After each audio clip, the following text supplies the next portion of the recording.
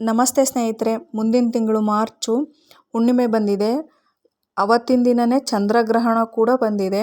ಅದು ಯಾವ ದಿನ ಬಂದಿದೆ, ಯಾವಾಗ ಆರಂಭವಾಗಿ ಯಾವ ಅಂತ್ಯವಾಗುತ್ತೆ ಹುಣ್ಣಿಮೆ, ಆಮೇಲೆ ಗ್ರಹಣ ಕೂಡ ಯಾವಾಗ ಆರಂಭವಾಗಿ ಯಾವಾಗ ಅಂತ್ಯವಾಗುತ್ತೆ, ಗ್ರಹಣ ಟೈಮಲ್ಲಿ ಅಥವಾ ಹುಣ್ಣಿಮೆ ಟೈಮಲ್ಲಿ ನಾವು ಯಾವ ಥರದಾದಂಥ ಪ್ರಿಪ್ರೇಷನ್ ಮಾಡ್ಕೋಬೇಕು, ಯಾವಾಗ ಕಾಮದಹನ ಮಾಡಬೇಕು, ಹುಣ್ಣಿಮೆ ಇದ್ದ ದಿನ ಏನು ಮಾಡಬೇಕು, ಆಮೇಲೆ ಗ್ರಹಣ ಬಂದಿದ್ದಾಗ ನಾವು ಯಾವ ಥರ ಪೂರ್ವ ಸಿದ್ಧತೆಗಳನ್ನು ಮಾಡ್ಕೋಬೇಕಂತ ನಾನು ಈ ವಿಡಿಯೋದಲ್ಲಿ ಸಂಪೂರ್ಣವಾಗಿ ಹೇಳ್ತೀನಿ.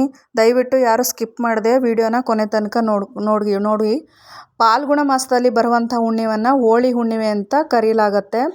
ಅದು ಯಾವಾಗ ಆರಂಭವಾಗಿ ಯಾವಾಗ ಅಂತ್ಯವಾಗುತ್ತೆ ಹುಣ್ಣಿಮೆ ಅಂತ ನೋಡೋದಾದರೆ, ಮೊದಲನೇದಾಗಿ ಮಾರ್ಚ್ 2ನೇ ತಾರೀಕು ಸೋಮವಾರ 5:50 ಸಾಯಂಕಾಲ ಹೋಳಿ ಹುಣ್ಣಿಮೆ ಶುರುವಾಗತ್ತೆ. 3 ಅಂದರೆ 3ನೇ ತಾರೀಕು ಮಾರ್ಚು ಮಂಗಳವಾರ 5:07 ಹುಣ್ಣಿಮೆ ಮುಕ್ತಾಯವಾಗುತ್ತೆ. ನಾವು ಆ ಸಮಯದಲ್ಲಿ ನಾವು ಹುಣ್ಣಿಮೆಯನ್ನು ಆಚರಣೆ ಮಾಡಬೇಕಾಗುತ್ತೆ.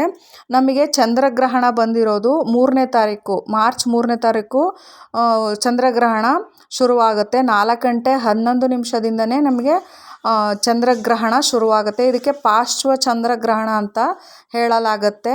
ಆದ ಕಾರಣ ನಾವು 2ನೇ ತಾರೀಕು ನಾವು ಹುಣ್ಣಿಮೆಯನ್ನು ಆಚರಣೆ ಮಾಡ್ಕೊಂಡ್ರೆ ತುಂಬ ಒಳ್ಳೆಯದಾಗುತ್ತೆ. ಅವತ್ತೇ ನಾವು ಕಾಮದಹನ ಮಾಡ್ಕೋಬೇಕಾಗುತ್ತೆ. ಯಾಕಂದರೆ ನಾವು ನೆಕ್ಸ್ಟ್ ಡೇ 3ನೇ ತಾರೀಕು ಗ್ರಹಣ ಬಂದಿರೋದ್ರಿಂದ ಅವತ್ತು ಯಾವುದೇ ಹುಣ್ಣಿಮೆ ಪೂಜೆ ಮಾಡೋಕ್ಕೆ ಬರೋದಿಲ್ಲ.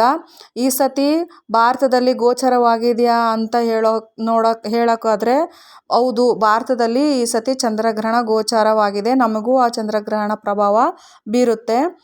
ಅದು ಯಾವ ಟೈಮದಲ್ಲಿ ಬಂದಿದೆ ಅಂತ ನೋಡೋದಾದರೆ, ಮಾರ್ಚ್ 3ನೇ ತಾರೀಕು ಮಂಗಳವಾರ 6:22 ಶುರುವಾಗಿ 7:17 ಚಂದ್ರಗ್ರಹಣ ಮುಕ್ತಾಯವಾಗುತ್ತೆ. ಆ ಸಮಯದಲ್ಲಿ ನಾವು ಯಾವುದೇ ಥರದಾದ ಪೂಜೆ ಆಗಲಿ ಪುನಸ್ಕಾರ ಆಗಲಿ ಮಾಡೋಕ್ಕೆ ಬರಲ್ಲ.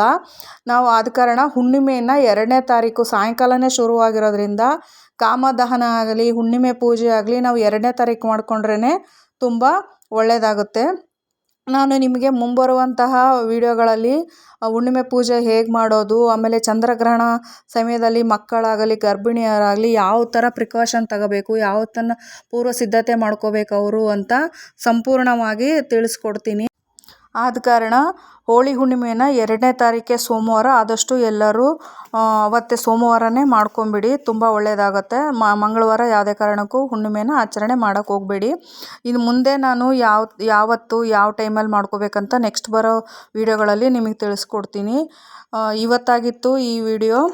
ಇದು ನಿಮಗೇನಾದರೂ ಇಷ್ಟ ಅನಿಸಿದರೆ, ಏನಾದರೂ ಡೌಟ್ ಇದ್ದರೆ ಕಮೆಂಟ್ ಮಾಡಿ. ಮತ್ತೆ ಸಿಗ್ತೀನಿ ಮುಂದಿನ ವಿಡಿಯೋಲಿ. ಎಲ್ಲರಿಗೂ ಧನ್ಯವಾದಗಳು.